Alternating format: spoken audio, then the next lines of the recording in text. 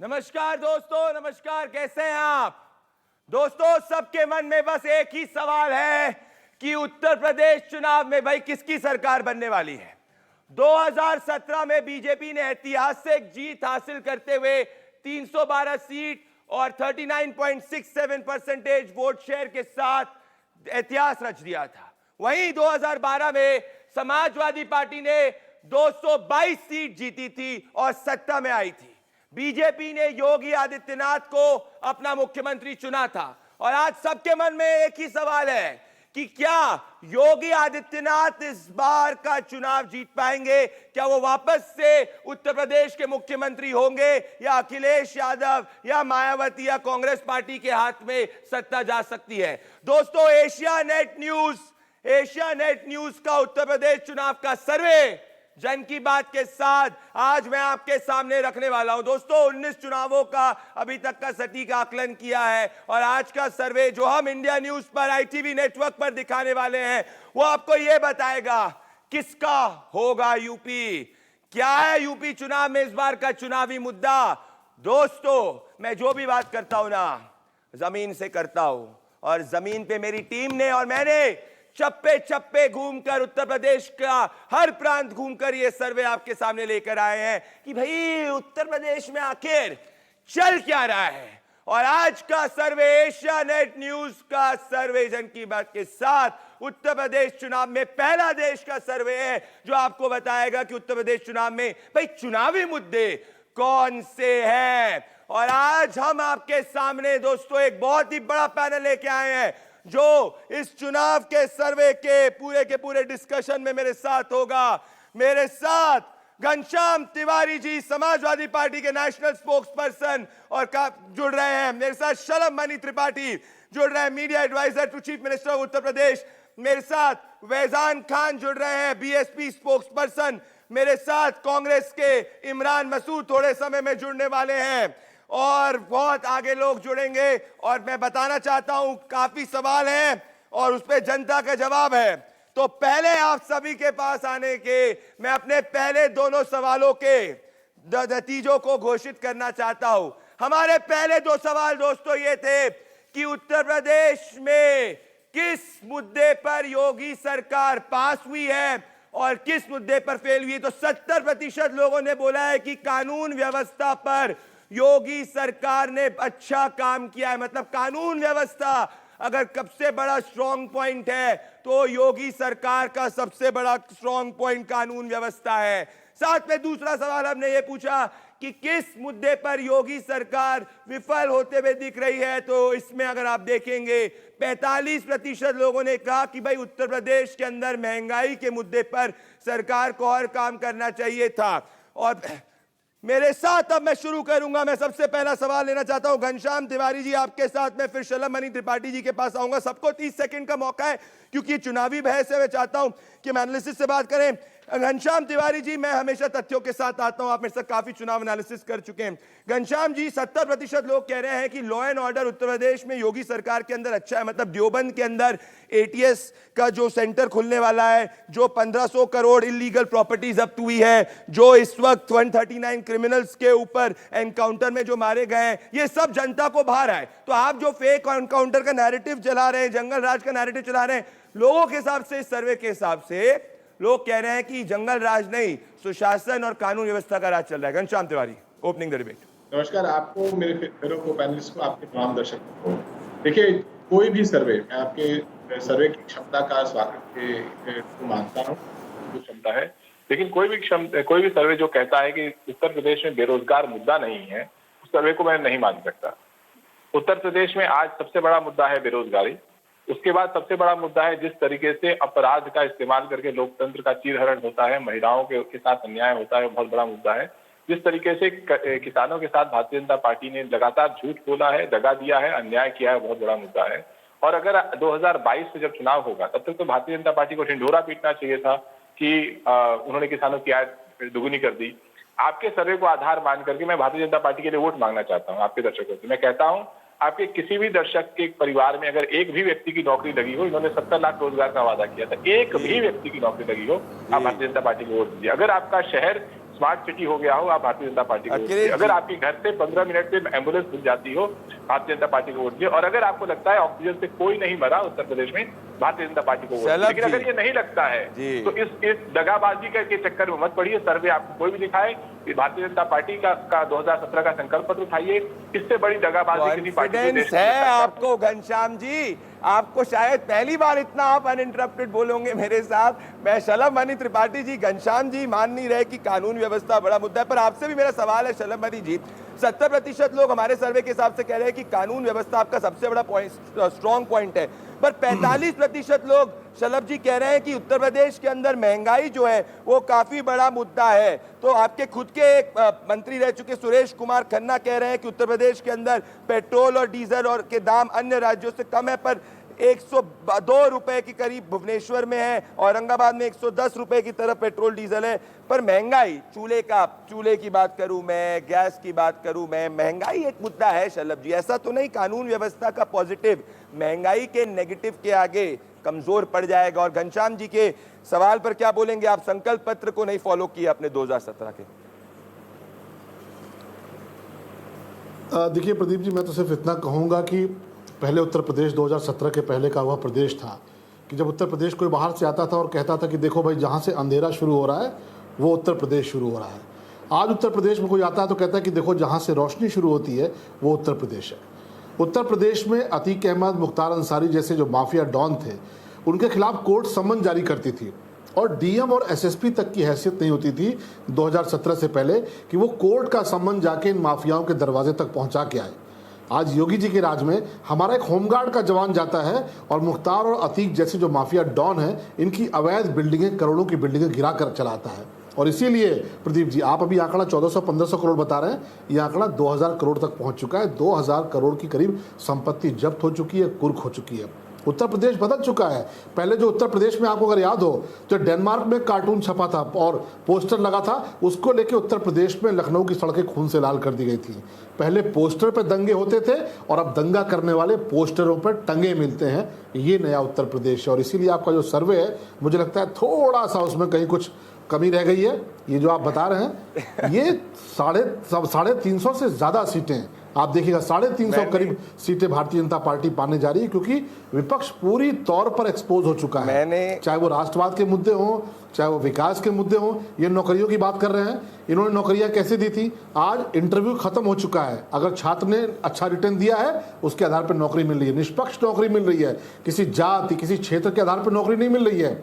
4 लाख से ज़्यादा नौकरियां दे चुके हैं हम। ये दोनों 10 साल में सरकार चला के भी 2.5 लाख से ज़्यादा नौकरी नहीं दे पाए थे। मायावती जी की सरकार हो चाहे अखिलेश जी की सरकार हो, आज हम 4 लाख से ज़्यादा नौकरियां दे चुके हैं। तब जबकि 2 साल आपको पता है कि कोविड ने नुकसान पहुंचाया। कोविड के चलते 2 साल तक सरकार का पूरा फोकस जो रहा वो रहा लोगों तक राशन पहुंचाने का, दवा पहुंचाने का, इलाज पहुंचाने का।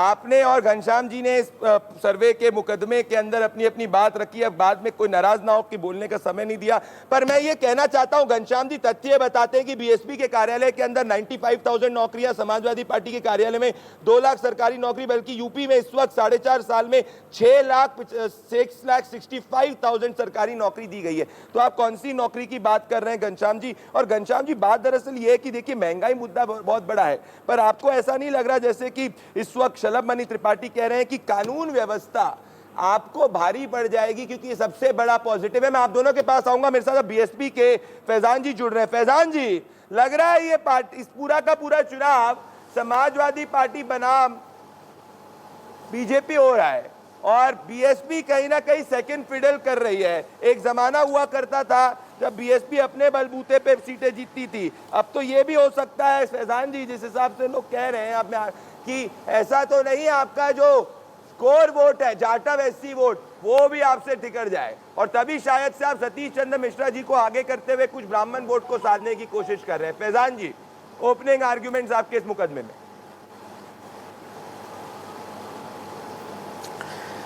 मैं आपको ये बताता चलूं कि उत्तर प्रदेश की जनता, मेरे ख्याल से चाहे गांव की हो शहर की हो, हर जनता बहुजन समाज पार्टी को याद सबसे ज़्यादा लॉ एंड ऑर्डर पे ही करती है। मेरे ये समझ से परे है कि आप भारतीय जनता पार्टी के लॉ एंड ऑर्डर को कैसे इतना सराह रहे हैं और आपका ये रिपोर्ट या सर्वे क्या दिखा रहा है।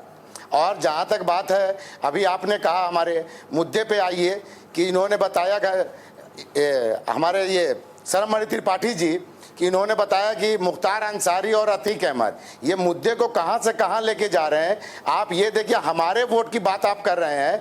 हमारे माननीय महासचिव राष्ट्रीय सतीश चंद्र मिश्रा जी का प्रबुद्धवत सम्मेलन से ये इतने घबराए हुए हैं कि लगातार उनके सम्मेलन से बेचैनी भारतीय जनता पार्टी में इतनी बढ़ी जवाब है दीजिए शलभ कि जी। इनका वोट बैंक कहां जाएगा ये 2022 में जनता इन्हें दिखाएगी। शलभ जी, बीएसपी का सीधा वार है और घनश्याम जी भी बहस के अंदर आएंगे। ये कह रहे हैं कि आप घबरा रहे हैं कि सतीश चंद्र मिश्रा जी को आगे करने से जो एक लोगों के अंदर बातचीत चल रही है मीडिया सर्कल में कि भाई ब्राह्मण शायद से नाराज है, वो बीएसपी के पास चले जाएगा और आपके साथ रह रहा ब्राह्मण अब बीएसपी के काले में आ जाएगा, तो आप इसी तरीके से बस ये फैला रहे हैं कि भाई बीएसपी आगे नहीं है, बीएसपी आगे नहीं है। जवाब दीजिए आप घनश्याम तिवारी जी को। आ रहा हूं घनश्याम जी पर, बहस पहले होगी सतीश चंद्र मिश्रा और फैजान जी के बीच। माफी चाहता हूं फैजान जी और शलभ जी। देखिए, बात ब्राह्मण की नहीं है, हर बोलिए। बात ब्राह्मण की है ही नहीं। अब हर वर्ग, चाहे वो ब्राह्मण हो, चाहे वो ओबीसी समाज से हो, हर व्यक्ति जागरूक हो चुका है। वो देख रहा है कि कौन देश के लिए कर रहा है, कौन समाज के लिए कर रहा है, कौन परिवार के लिए कर रहा है। मुझे बताने की आवश्यकता नहीं है, बोलूंगा तो बहुत लोगों को तिलमिलाहट होगी।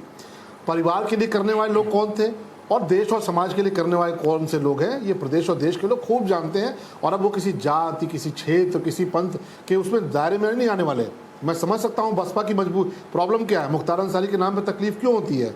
मुख्तार अंसारी के जो सगे भाई अफजाल अंसारी हैं वो बहुजन समाज पार्टी से सांसद हैं, उन्होंने टिकट दिया है। घनश्याम जी, तो निश्चित तौर पे तकलीफ तो होगी, 2000 करोड़ की तकलीफ संपत्तियां होगी जब्त ये होंगी। कह रहे हैं घनश्याम जी। शलभ मणि त्रिपाठी तब से कानून व्यवस्था के ऊपर कह रहे, पर ये महंगाई की बात नहीं कर रहे। कहीं ना कहीं मैं जब इनसे पूछा महंगाई के ऊपर, ये नहीं कह रहे कानून व्यवस्था जिस तरीके से हमने सशक्त करी है उसका कोई जवाब नहीं। पर घनश्याम तिवारी जी, मैं आप 400 सीटों की बात कर रहे हैं। घनश्याम जी, 400 सीटों की आप बात कर रहे हैं, मुझे बताइए सिंगल खुद 400 सीटें लेके आएंगे कि आपके गठबंधन करने के इरादे में है आप, क्या चल रहा है? क्योंकि अगर 70% लोग कानून व्यवस्था को हाँ कर रहे हैं तो ऐसा तो नहीं जो महंगाई और भ्रष्टाचार की बात हो रही है 45% और 25%, वो कोई मुद्दा ही नहीं रहे चुनाव करीब आते आते। देखिए, आपके दर्शकों को मैं बताना चाहता हूं कि भारतीय जनता पार्टी के प्रदेश के अध्यक्ष ने कहा है कि उत्तर प्रदेश में महंगाई नहीं है। 400 रुपए का सिलेंडर 900 रुपए में आप खरीदिए, लेकिन भारतीय जनता पार्टी को लगता है कि उत्तर प्रदेश में महंगाई नहीं है। आपका जो भी दर्शक बाइक चलाता है तो प्रतिदिन इस भारतीय जनता पार्टी की सरकार को अपनी जेब से 100 रुपए का चंदा देता है। ये सरकार उससे इतना टैक्स वसूलती है। जो कार चलाता है वो प्रतिदिन 300 रुपए का चंदा देता है और 7 सालों से दे रहा है, लेकिन उत्तर प्रदेश में महंगाई नहीं है। अगर किसी दर्शक को अपनी पैसे डबल करने हैं, भारतीय जनता पार्टी में इन्वेस्ट कीजिए। इनके प्रति वर्ष 50% इनकी आय बढ़ जाती है।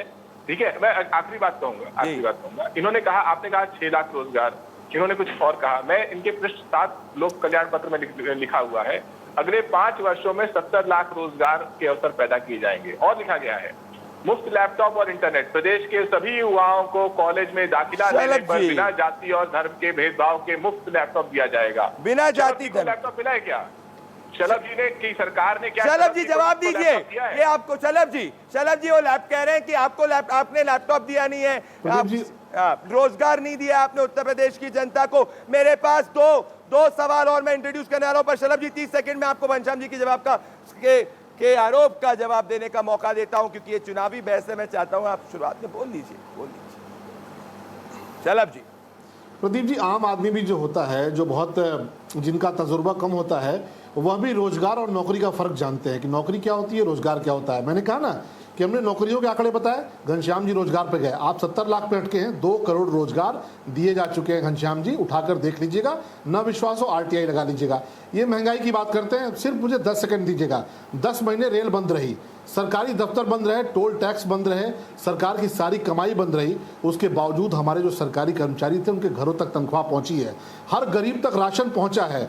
जो कोविड से जो लोग थे इलाज, उनको इलाज दिया गया, मुफ्त इलाज उत्तर प्रदेश में दिया गया और वैक्सीन भी मुफ्त में पहुंची है। तब जबकि हम 2 साल से कोविड से लगातार जूझते रहे, लेकिन इनको ये नजर नहीं आता। ये बार-बार महंगाई की बात करते हैं, महंगाई को मुद्दा नहीं मान रहे शलभ जी। घनश्याम जी कानून व्यवस्था को मुद्दा नहीं मान रहे। कानून अब मेरे दूसरे 2 सवाल दोस्तों आने वाले हैं, क्योंकि अब दूसरे दो सवाल मैं लेने वाला हूं ये एशिया नेट न्यूज का सर्वे जन की बात के साथ। दोस्तों, तीसरा सवाल हमने ये पूछा था कि उत्तर प्रदेश में अगर आप चाहते हैं अगला मुख्यमंत्री कौन, 48% लोगों ने कहा योगी आदित्यनाथ, 40% लोगों ने कहा अखिलेश यादव, 8% लोगों ने कहा मायावती, और अगर प्रियंका गांधी को कांग्रेस प्रोजेक्ट करती है तो 4% लोगों ने, मतलब योगी आदित्यनाथ 48% लोगों की पहली पसंद है, 40% लोगों की पहली पसंद अखिलेश यादव है, मायावती 8% लोगों की पहली पसंद है और 4% लोगों की प्रियंका गांधी वाड्रा पसंद है। इसके साथ हमने लोगों से पूछा, जो नेक्स्ट सवाल इसके साथ क्लब किया कि भाई इस बार आप वोट किस आधार पे करने वाले हैं। एशिया नेट न्यूज का सर्वे जो जन की बात के साथ वोट आप किस आधार पे करने वाले हैं, इस पर आप देखिए, बहुत गौर करने के आप आंकड़े। 42% लोगों ने कहा है कि वो कैंडिडेट को, 42% लोगों ने कहा है कि वो जो कैंडिडेट है उस कौन सा कैंडिडेट होगा वो हमारे वोटिंग ऑप्शन में काफी इंपॉर्टेंट होगा। 38% लोगों ने कहा है कि वो इस वक्त पार्टी के हिसाब से वोट देंगे। अगर धर्म की बात करें, अगर जाति की पर्टिकुलरली सिर्फ और सिर्फ कास्ट की पर्टिकुलरली बात करें तो सिर्फ 9% लोगों ने कहा है। तो लोग ये कह रहे हैं कि जो कैंडिडेट सिलेक्शन होगा वो 42% लोगों के लिए इंपॉर्टेंट होगा, 38% लोगों के लिए दोस्तों जो पार्टी इंपॉर्टेंट होगी। और पर सबसे बड़ा रिस्पॉन्स पर यह है, सीएम के चॉइस में 48% से योगी आदित्यनाथ आगे हैं। मतलब अब कांग्रेस कहीं नहीं दिख रही है दोस्तों, ये सबसे बड़ी बात है। तो मैं अब चाहना चाहता हूं कि अपने पूरे के पूरे पैनल को इस इलेक्शन के सर्वे में खोलूं और मेरा पहला सवाल आता है, इस बार वापस से मैं आऊंगा घनश्याम तिवारी जी के पास और फिर बीएसपी और फिर शलमणि त्रिपाठी। घनश्याम जी, 48% लोग योगी आदित्यनाथ को एज अ फेस चूज कर रहे हैं, और मैं इसलिए आपको कह रहा हूं घनश्याम जी इंपॉर्टेंट है क्योंकि पिछली बार जो बीजेपी का वोट शेयर था वो 39% वोट शेयर था। तो वो जो गैप है उस गैप को इस बार भी आप अकेले क्लोज नहीं कर पा रहे हैं घनश्याम जी, और आपका खुद का जो बेस्ट रहा है वो बीजेपी के बेस्ट से ज्यादा नहीं रहा है। बीजेपी ने 2017 में पीक अपना यूपी इलेक्शन रिजल्ट किया था, तो अभी भी ऐसा तो नहीं कि आप आगे बढ़ पा रहे होंगे पर उतने नहीं बढ़ पा रहे जितना आपको चाहिए, और वापस से योगी आदित्यनाथ मुख्यमंत्री बनते हुए दिख रहे हैं। घनश्याम जी, 2017 में चुनाव हार गए, हमारा नारा था काम बोलता है। 4.5 साल में इन्होंने सिर्फ हमारे काम का फीता डाला, काटा। 2017 में इनका नारा था कब्रिस्तान और शमशान बोलता है, आज भी इनका नारा है कब्रिस्तान और शमशान बोलता है। तो अगर उत्तर प्रदेश में 48% लोगों को दिखाई देता है कि कब्रिस्तान और शमशान बोलता है, महंगाई मुद्दा नहीं है, बेरोजगारी मुद्दा नहीं है, उत्तर प्रदेश में इतने ज्यादा अपराधी पृष्ठभूमि के लोग जिनके ऊपर आपराधिक मुकदमे हैं वो भारतीय जनता पार्टी के जो विधायक और सांसद बने इतने कभी नहीं बने। तो जहां तक महंगाई की बात है, भ्रष्टाचार की बात है, मुख्यतः 3 मुद्दे हैं। पहला मुद्दा है ठकुराई, दूसरा मुद्दा है महंगाई और तीसरा मुद्दा है ढिठाई। ठकुराई आपने देखा कुलदीप सिंह सेंगर के केस में, और ठकुराई आप उत्तर प्रदेश में हर जगह देख रहे हैं। महंगाई को ये मुद्दा नहीं मानते, ढिठाई मतलब बेरोजगारी नहीं है, ऑक्सीजन से कोई नहीं 400 सीट लाएंगे आप 400 सीट ला रहे हैं जैसा आपने दावा किया है। हमने कहा है कि भारतीय जनता पार्टी को उत्तर प्रदेश का हर वो विधानसभा उखाड़ फेंकेगा जहां पे इन्होंने रोजगार नहीं पैदा किए। कितनी ऐसी विधानसभा है, कितनी ऐसी विधानसभा आपके साथ, आप इतने सीनियर हैं, आप इतने बुद्धिमान व्यक्ति है घनश्याम जी, पर्सनली आप इतने बुद्धिमान व्यक्ति हैं, आप हार्वर्ड से पढ़े, कितने ऐसे हैं, कितने ऐसे? आप उत्तर प्रदेश की तमाम विधानसभा में घूमे हैं, आगे भी घूमेंगे। आप मुझे शलभ जी कोई एक विधानसभा बता दें जिसमें भारतीय जनता पार्टी के संकल्प पत्र की कोई 2 पन्ने। शलभ जी आप पे डायरेक्ट अटैक कर रहे हैं। 48% लोग योगी आदित्यनाथ जी को हमारे सर्वे के हिसाब से, सीएम उदित राज जी के पास आ रहा हूं। उदित जी थोड़ा सा 30 सेकंड के लिए विराम करिए। शलभ जी ये मान नहीं रहे, ये कह रहे हैं कि आप संकल्प पत्र को फॉलो नहीं किए, इसी कारण जो है आपको ये सर्वे के जो नतीजे, भले 48% लोग योगी आदित्यनाथ को फर्स्ट चॉइस करें उससे कुछ नहीं होगा। पर शलभ जी एक गौर करने वाली बात यह है कि धर्म के आधार पर और जाति के आधार पर अगर सिर्फ मैं टोटल करूं तो 20% वोट आता है। तो क्या पोलराइजेशन की जो बात की जाती है, जिसको कहा जाता है कि भाई आप पोलराइज करते हैं इलेक्शन को, और आप जो है ऑर्गेनाइजेशनली बहुत स्ट्रांग है क्योंकि 2017 के अंदर आपने 200 ओबीसी सेंट्रिक सभाएं करी थी, आपने 88 यूथ सेंट्रिक सभाएं करी थी, आपने 18 दलित सेंट्रिक सभाएं करी थी, आपने 403 परिवर्तन यात्रा करी थी। जो आपका 60% का जो फॉर्मूले की स्ट्रैटेजी है, जनता कह रही है हमारे लिए वो सब इंपॉर्टेंट नहीं है।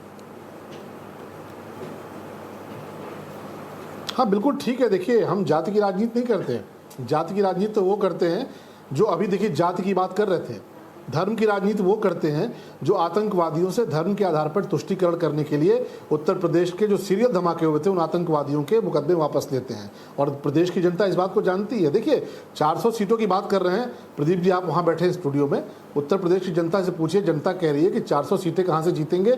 400 कैंडिडेट जुटा लें अगर तो मुश्किल है। अभी जिला पंचायत चुनाव में जितनी बुरी हार हुई है, कैंडिडेट नहीं मिल रहे थे। इनके चंदौली के पूर्व सांसद थे, वो अपने भतीजे के पैरों में गिरे जा रहे थे कि भैया एक बार वोट दे दो, आपने संकल्प पत्र को फॉलो नहीं किया। कर दिए जाएंगे। वो कह रहे हैं आपने एक भी विधानसभा में संकल्प पत्र को फॉलो नहीं किया। वो कह रहे हैं आपने एक भी विधानसभा में संकल्प पत्र को फॉलो नहीं किया।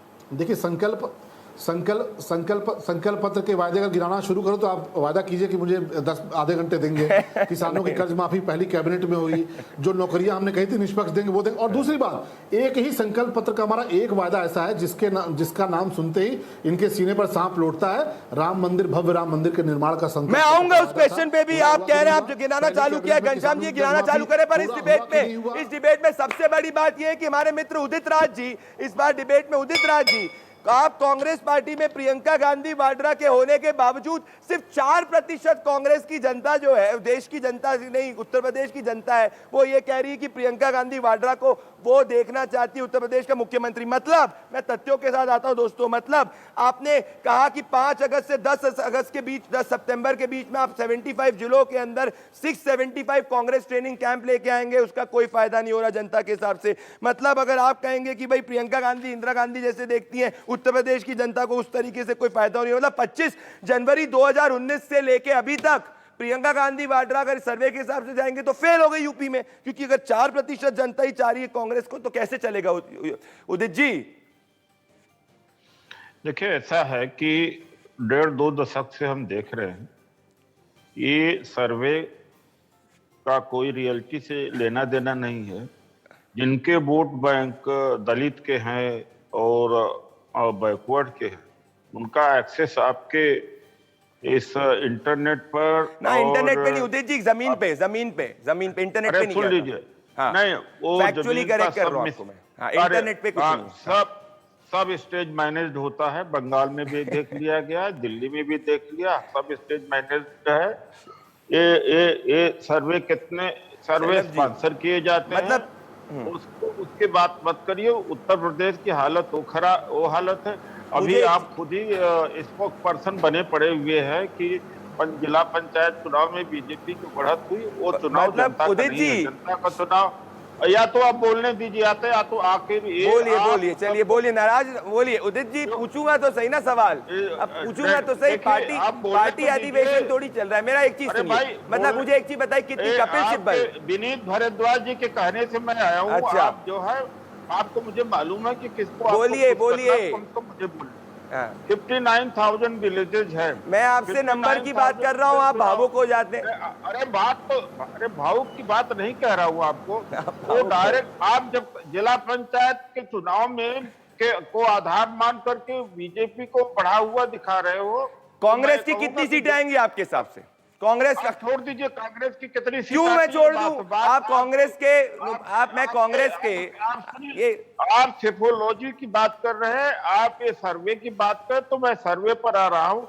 डायरेक्ट चुनाव हुआ है जिसमें 7 लाख से ज्यादा लोगों का चुनाव हुआ है। वहां पर भारतीय जनता पार्टी सत्ता पक्ष का होते हुए भी दूसरे तीसरे पर आई है, तो प्रधानों वाला चुनाव हुआ। अब ये तो समाजवादी पार्टी में भी हुआ था। मुझे बताइए तो आप क्यों, क्या लग रहा है कौन सत्ता में आएगा? उदित जी चलिए, आपके हिसाब से अगर ये जमीन की हालत नहीं है, आप कहां घूमे उत्तर प्रदेश में? आप 6 प्रांत घूमे, मुझे कहां घूमे आप? 70 में से 20 जिले घूमे आप? कौन से 20 जिले घूमे? नहीं प्रदीप जी, मैं घूमा नहीं। हाँ तो अच्छा, मुझे बताइए आपके हिसाब से, आप इतने सीनियर लीडर हैं, आप कितने सीनियर लीडर हैं, आपके हिसाब से कितनी सीटें कांग्रेस की आएंगी? नहीं प्रदीप जी, घूमा नहीं है, लेकिन ये आपका सर्वे और किनके बीच होता है, और ये गांव में जाते हैं कि शहर में जाते हैं? शलभ जी जवाब दीजिए, शलभ जी इनको जवाब दीजिए। शलभ जी उदित जी के बीच में बहस।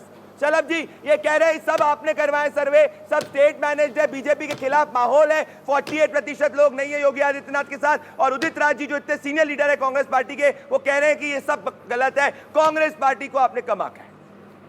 आ रहा हूं मैं, फैजान जी आ रहा हूं आपके पास, आ रहा हूं फैजान जी। देखिए ऐसा, ये तो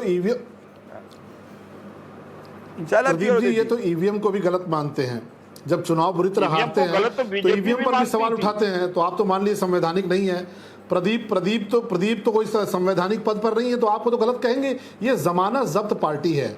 देखिए, जिला पंचायत चुनाव का जिक्र कर रहे थे ना, इतना घूमी, प्रियंका वाड्रा जी को बनाया गया, ब्रांड बनाया गया उत्तर प्रदेश में। रायबरेली की जिला पंचायत की एक सीट नहीं जीत पाए, अमेठी की एक सीट नहीं जीत पाए, और वायनाड क्यों भागना पड़ा? उत्तर प्रदेश की जनता ने वायनाड क्यों खदेड़ दिया? क्योंकि इसी तरह के कृत्य थे। जमानत जब्त पार्टी है ये समाजवादी पार्टी, बसपा, उनकी दरवाजे की पार्टी बनकर रह गए कि उनके दरवाजे पे वो खड़े होके चले कि गए, साहब वो हमसे नाराज गठबंधन होके कर चले लीजिए, गए, दो चार वो बार नाराज जैसे होके के दे चले दिए गए। ताकि हम भी चुनाव लड़ते दिखाई दें। हाँ, वो चले गए। आपने बोले फैजान जी आ गए, उदित जी आ गए, उदित जी के बताऊंगा। पर जमानत फैजान जब्त करा के चले गए जी, अपनी। उदित, आपने जैसे बोलना शुरू किया चले गए, क्या बताया क्यों उदित राज जी इतना नाराज हो जाते हैं। पर सबसे पहले मैं फैजान जी और घनश्याम जी को डिबेट पे लाना चाहता हूं। फैजान जी और घनश्याम जी, फैजान जी, पिछली बार आपने समाजवादी पार्टी के साथ गठबंधन किया, इस बार आप कोई गठबंधन करने के मूड में नहीं दिख रहे हैं। पर अकेले अगर आप देखा जाए तो लोगों को नहीं लग रहा है इस सर्वे के हिसाब से कि मायावती जी जो है वो आगे आएंगी। तो आपका ना गठबंधन पिछली बार चला, अब अकेले जो आप रह रहे हैं वो भी आपको सत्ता में नहीं ला रहा है इस सर्वे के हिसाब से, अकेले अपने बलबूते पे। फैजान जी, तो क्या वापस से गठबंधन की तरफ जाएंगे आप? भाई हम लोग बहन जी ने पहले ऐलान कर चुकी हैं कि हम किसी भी पार्टी या किसी भी दल से कोई भी गठबंधन नहीं करेंगे। हम अकेले इस बार 2022 के विधानसभा चुनाव में आ रहे हैं। और दूसरी चीज़, मुझे ये समझ में नहीं आ रहा, आपका सर्वे और माननीय सलभमणि त्रिपाठी जी मेरे साथ बैठे हुए हैं, उन्होंने तो अपने संकल्प पत्र को पढ़ दिया। कागज पे पढ़ना आसान है। शलभ जी और फैजान जी के बीच में उनका संकल्प पत्र क्या जमीन पे आया है? सिवाय जाति और धर्म। हाँ, 48% अगर आप सांप्रदायिक और जाति और धर्म विशेष जवाब दीजिए शलभ जी और फैजान जी के बीच में, क्योंकि उसी में वो लोग माहिर हैं। आप बताइए, उत्तर प्रदेश में, मैं प्रदीप जी सिर्फ एक सवाल आपसे पूछता हूं, आप इसका दिल के गहराइयों से जवाब दीजिए, क्या उत्तर प्रदेश की जनता आज महंगाई से त्रस्त नहीं है? मुद्दा है 45% लोग महंगाई कह रहे हैं, उत्तर प्रदेश सरकार मुहैया कराई थी, कह रहे 45% लोग महंगाई मुद्दा है। मैं तो कह ही रहा हूँ सर्वे मुद्दा है। जाति धर्म कोई भी बोलिए ना शलभ जी, आप सिवाय जाति और बोलिए, धर्म के अलावा जवाब देना आप चाहूंगा। बताएं बोलिए किन ना, मुद्दों पे आपका ये ऑडियो काम कर ऊपर है, रहे हैं? बोलिए। चल बोलिए। आप उनको शांत कराइए। नहीं, फिर बात जाती नहीं है, शांत कराइए। जाइए आप दोनों बोलिए। देखिए, उत्तर प्रदेश में लोगों ने देखा है कि नोटों की माला कौन पहनता था। प्रदीप जी, मैं आपसे गुजारिश दो अच्छा, सरकारें फैजान थीं जी, जिनके अंदर गुजारिश करता हूं, नोटों की शलभ माला पहनने की होड़ शलभ जी जमी। 10 सेकंड दे दीजिए शलभ जी। अच्छा शलभ जी 10 सेकंड दीजिए, मैं आपके पास आ रहा हूँ। शलभ जी 10 सेकंड दीजिए फैजान जी को करने का, ठीक है? अच्छा ठीक है, नाराज।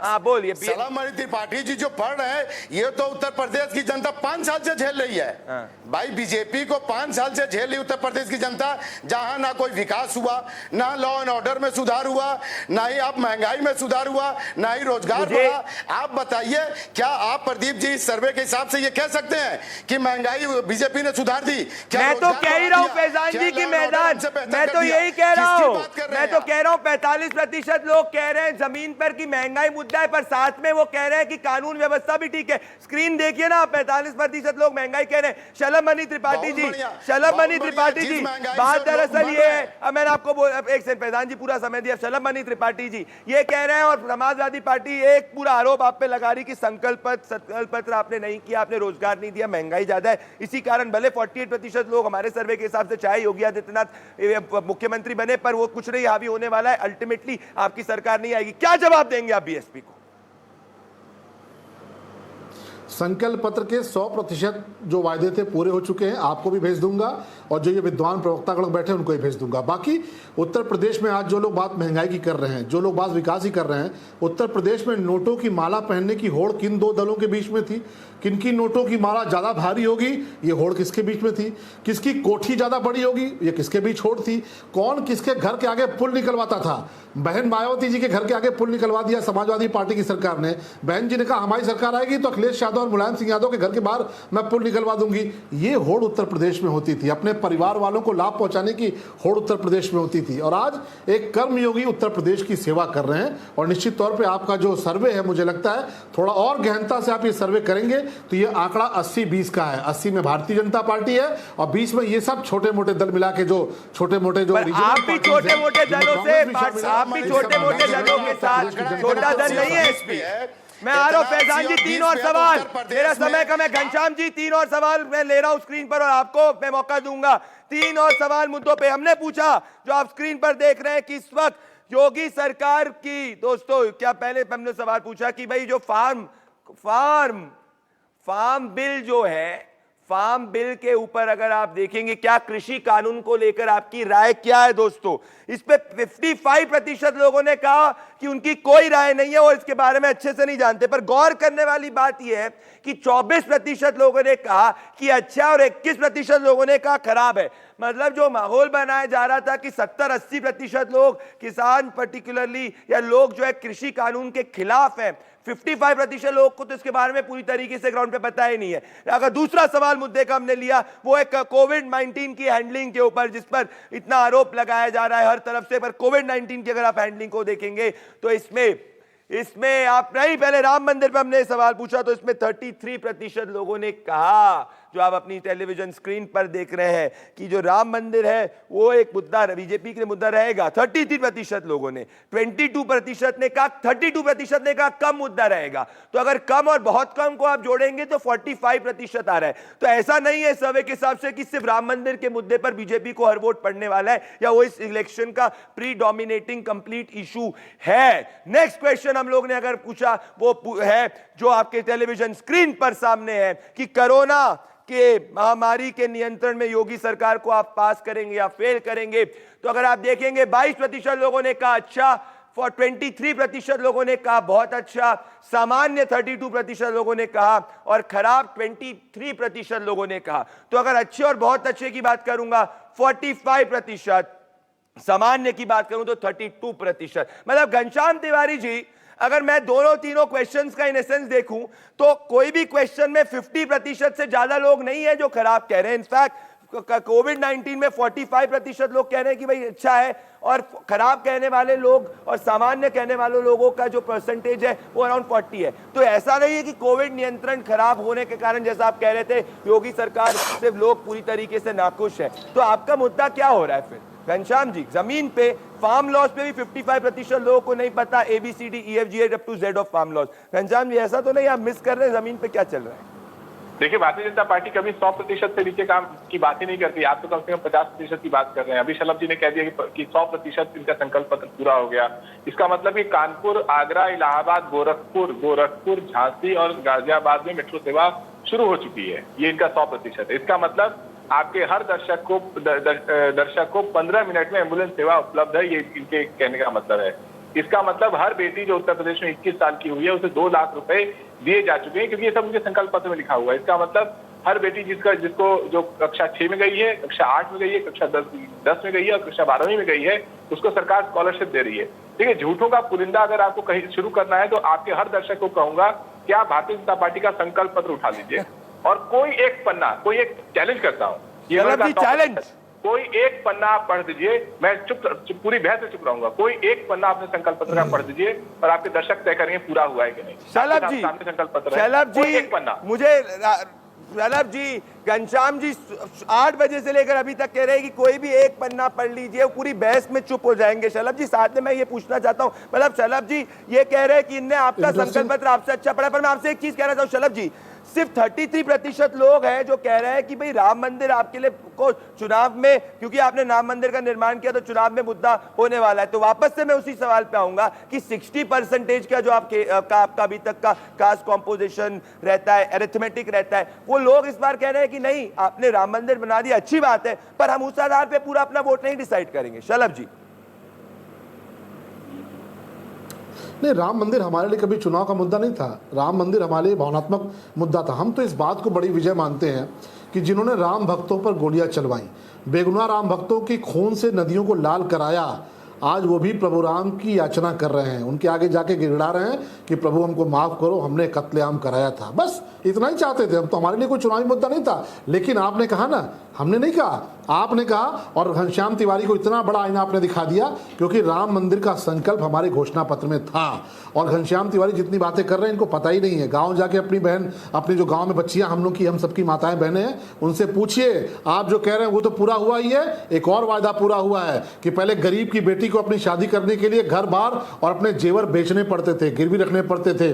आज उत्तर प्रदेश में योगी जी की सरकार में गरीब की बेटी की शादी जब होती है तो जिले का कलेक्टर और पुलिस कप्तान उसका कार्ड बांटते हैं, बड़े बड़े मंत्री और बड़े बड़े पदाधिकारी उसमें शामिल होते हैं और बड़े धूमधाम से गरीब की बेटी की शादी होती है। जमीन और दुकान और मकान और गिरवी नहीं रखने पड़ते।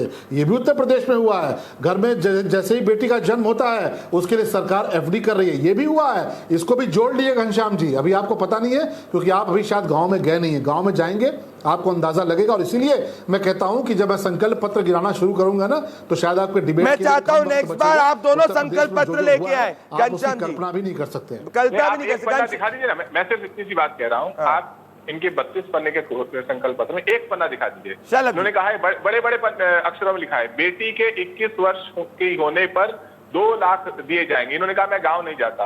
आप अपने गांव में बताइए कितनी बेटी को दिया गया है।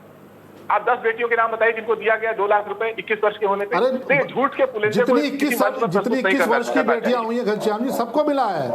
आप चलिए, अगर आपको लगता है कि आप पता तो करिए, आरटीआई लगा लीजिए। आपको मेरी बात पर भरोसा नहीं है तो 2 लाख रुपए दिए जाते हैं तो आपका ये झूठ आपके सर आंखों पर।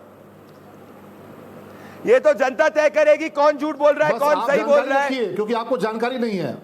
ये तो जनता तय करेगी कौन झूठ बोल रहा है, कौन करेगी। फैजान जी मुझे बताइए कैसा लग रहा है मुझे कि पूरा का पूरा जो महायुद्ध है ये बीजेपी बनाम समाजवादी पार्टी, और पहली बार ऐसा हो रहा है कि आप जो थर्ड फिडल है। क्योंकि मैं आपको बताता हूं फैजान जी दिक्कत कहां आती है। दिक्कत ये आती है फैजान जी की जब 2017 का मैं वोट प्रतिशत देखूंगा जो बहुजन समाजवादी पार्टी का 22% वोट प्रतिशत था, पर सिर्फ 19 सीटें आई थी। वहीं 2022-12 के अंदर आपका 25% वोट शेयर था और 80 सीटें आई थी। मतलब आपकी वोट से सीट में कन्वर्ट करने की एबिलिटी 235 टाइम्स कम हो गई है। मतलब आप पिछली बार 25% में 80 सीट लाते थे, अब 22% में आप 20 सीट ला पा रहे। मतलब इसका साफ है कि जो आपका कोर वोटर था वो आपके साथ नहीं रहा है फैजान जी। आपको लग नहीं रहा कि आपकी जमीन जो है वो खिसकती जा रही है।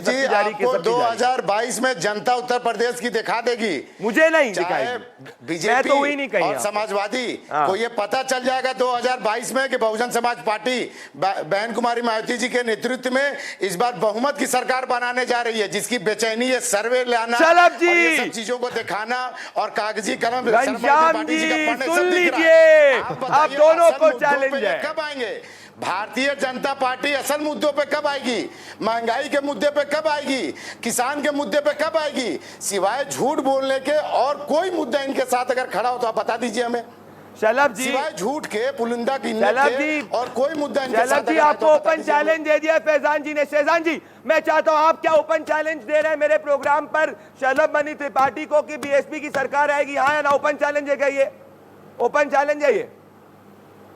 ओपन चैलेंज में कर और अगर नहीं आई तो, अगर नहीं आई तो पत्र लिखे उसी कागजों पे लिख लें कि मैं सतर्क कर रहा हूं आपको जमीन से। प्रदेश में जनता बहन कुमारी मायावती जी को मुख्यमंत्री बनाने जा रहा है जी, और अगर नहीं आई तो कोई काम नहीं आएगा, चाहे डिजिटल मीडिया जितना ये कर रहे कोई काम नहीं आने वाला। अच्छा अगर नहीं आई तो आप क्या कहेंगे? आप क्या चैलेंज अगर नहीं आई तो? क्योंकि जमीन में आपको तो असल मुद्दों पे आएगी जो महंगाई से मर रही है। कोरोना में मैं गाजीपुर का रहने वाला हूँ, 1% आपको बता दूं प्रदीप जी 1% का ढेर लगा हुआ है। जनता इनसे हर चीज का हिसाब लेगी 2022 में।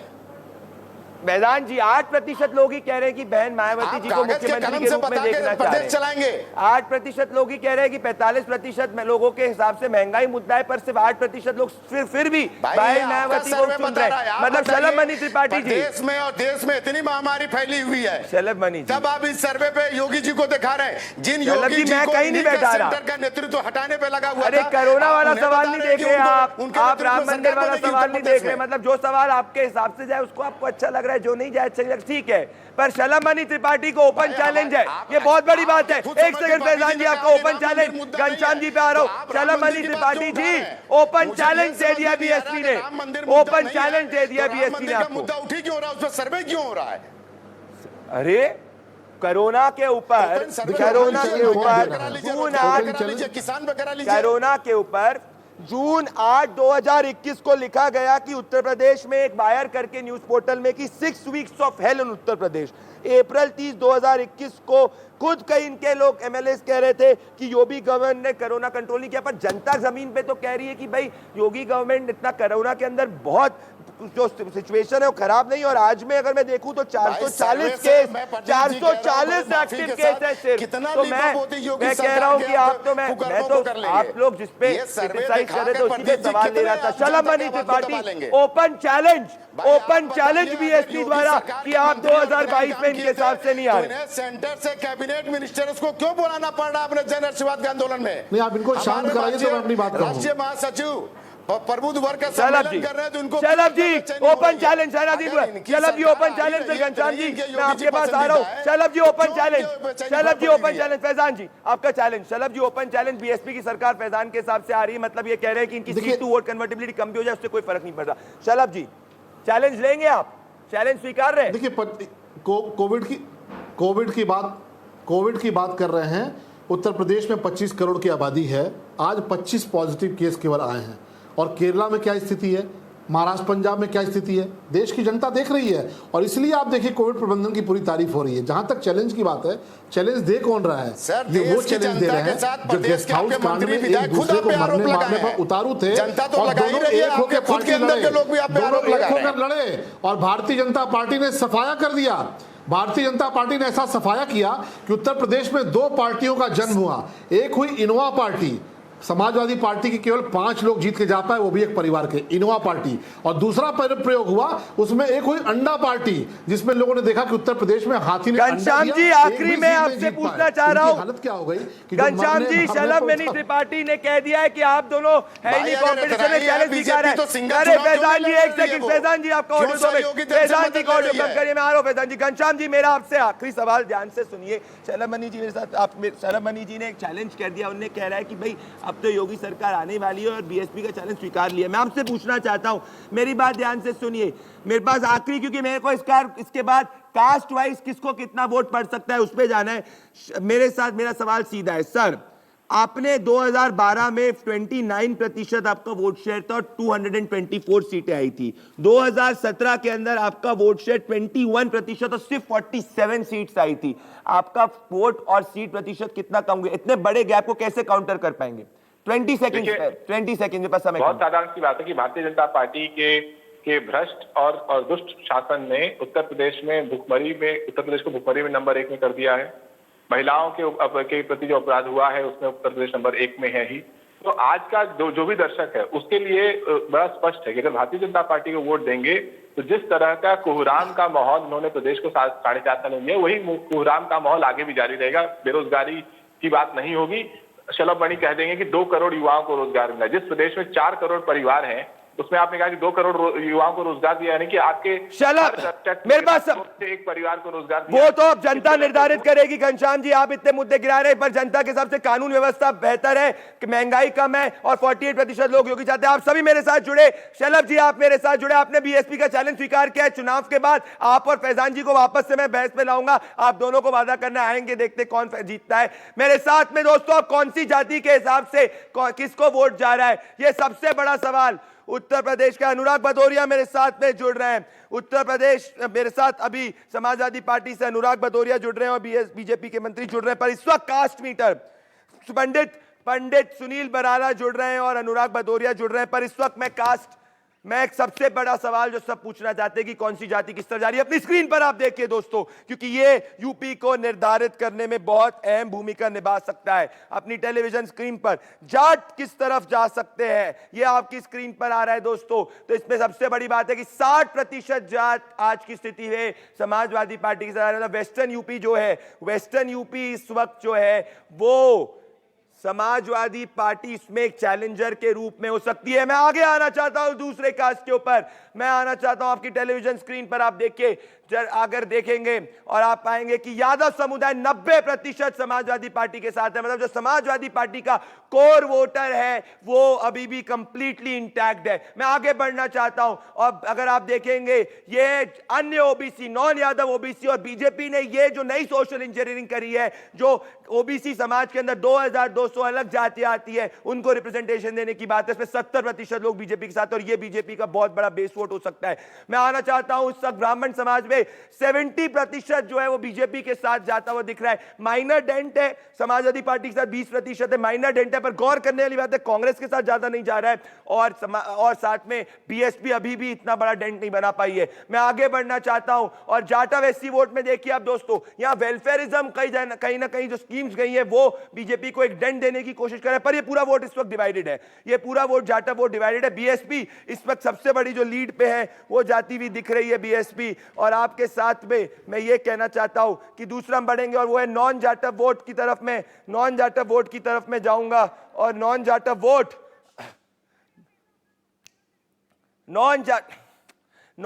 वोट आप अपने स्क्रीन पर देखिए और इस पे आप देख सकते हैं कि बीजेपी 40%, समाजवादी पार्टी 35% और बीएसपी, तो दोनों वोट डिवाइडेड है। तो अनुराग भदौरिया और पंडित सुनील बराला कैबिनेट मंत्री उत्तर प्रदेश सरकार, पंडित सुनील बराला 48% लोग कह रहे हैं कि योगी आदित्यनाथ जो है वो फर्स्ट चॉइस है सीएम पद के। पर अगर आप कास्ट के डिवीजन को देखेंगे तो वेस्ट में आपको दिक्कत हो सकती है, अगर जाट अभी समाजवादी पार्टी के साथ 60% जाते हुए दिख रहा है, तो डेंट मार रही है ऑपोजिशन अगर ये कास्ट पैरामीटर्स आगे भी चलते हैं। पंडित सुनील बराला, देखिए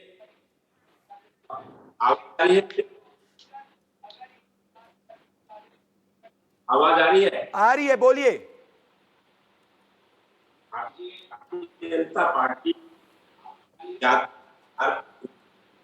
एक बात पे भारतीय जनता पार्टी के द्वारा जो पंडित जी आपका आवाज नहीं आ रही, अपने ऑडियो को थोड़ा फिक्स करिए। मैं अनुराग भदौरिया के पास तब तक आता हूं। अनुराग भदौरिया, अगर आप देखेंगे अनुराग भदौरिया सर्वे अगर आपने देखा होगा 45% लोगों के हिसाब से महंगाई मुद्दा है, पर 70% लोगों को कानून व्यवस्था सही लगती है। और अगर सीएम पद की बात करेंगे तो 48% लोग योगी आदित्यनाथ के साथ है, 40% लोग अखिलेश यादव के साथ है। पर आप एक डेंट वेस्ट में बना सकते हैं, पर वो इनफ नहीं आते हुए दिख रहा है। अनुराग भदौरिया, देखिए आपकी अगर बात मान ली जाए 48% योगी जी हैं, 40% राष्ट्रीय अध्यक्ष अखिलेश यादव जी के साथ है, तो समझ लीजिए आपकी समाजवादी की सरकार आ गई। अभी आप सर्वे तब कर रहे हो जब अभी 6 महीने चुनाव के बाकी हैं। और 60% अगर आपकी बात मान ली जाए, वैसे तो 90% जो जाट है वो बीजेपी को छोड़ चुका है, और जो नॉन जाटव है जिनमें पासी आते हैं और धोबी बिरादरी के लोग आते हैं, वो ऑलमोस्ट 70-80% समाजवादी के साथ हैं। आपने 40-40 दिया है, 35-40 दिया है, लेकिन मैं आपसे कह रहा हूं कि पासी समाज और जो नॉन जाटव समाज है वो 80% समाजवादी के साथ है आज की डेट में। अच्छा। और आपने वैसे भी यादव समाज को आपने दे दिया है 100%, 90 और 95%, तो बचा क्या है फिर? तो 48% बच्चा ये है। Anurag Bhadauria, non Yadav OBC vote 70% BJP के साथ है। मैं पंडित सुनील बराला के पास आऊंगा। अनुराग भदौरिया, मैंने आपको पूरा मैं आपके पास आने वाला हूं वापस से, मेरे पास समय का पंडित मेरे पास समय की बहुत पाबंदी है। पार्टी की सरकार बन रही है, अब वो जनता निर्धारित करेगी। पहली पसंद योगी आदित्यनाथ 48% के साथ पहले सीएम के उम्मीदवार है पंडित सुनील बराला। अखिलेश यादव जी हैं, पंडित सुनील, हाँ सेकंड नंबर पे है, 40 के साथ पंडित 65% है, वो 48% पे। आपकी बात मान ली जाए, जाटव तो पंडित सुनील बराला, बता रहे थे, जाट बता रहे थे, अगर उसी को ऐड कर लिया जाए तो समाजवादी के राष्ट्रीय 48% लोग योगी आदित्यनाथ जी को सीएम पद के रूप में देखते हैं, सीएम पद के रूप में देखते हैं 48% लोग। सारी व्यवस्था उत्तर कानून व्यवस्था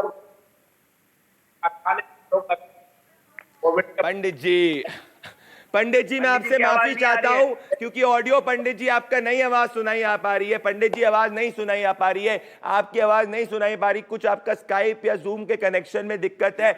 मैं ये कह रहा हूं स्काइप या जूम के कनेक्शन में पंडित जी दिक्कत आई। दोस्तों मेरे पास समय जो है कम है, पर मुख्य बात 2 है मेरे लिए, 3 टेक अवेज है। पहला, अगर सीएम पद की उम्मीदवारी की बात की जाएगी तो 48% लोग योगी आदित्यनाथ को, आपकी स्क्रीन पर देख रहे हैं, 48% लोग योगी आदित्यनाथ को सीएम पद के पहले रूप में देखते हैं। सबसे ज्यादा लोग योगी आदित्यनाथ को एज चीफ मिनिस्टर पद के देखते हैं अगर बात की जाए सीएम पद का। नंबर दूसरा, लोगों कैंडिडेट जो होंगे इस बार काफी इंपॉर्टेंट होने वाले हैं। और तीसरी चीज दोस्तों साथ में है कि कास्ट कॉम्पोजिशन में नॉन यादव ओबीसी बीजेपी के साथ जाते हुए दिख रहा है और मुस्लिम और यादव समाजवादी पार्टी के साथ जाते हुए दिख रहा है। मेरे साथ आप इस एक्सक्लूसिव नंबर 1 ट्रेंड हो रहा है इस वक्त एशिया नेट न्यूज का सर्वे जन की बात के साथ इंडिया न्यूज पर मेरे साथ जुड़े बहुत बहुत धन्यवाद। नमस्कार, धन्यवाद।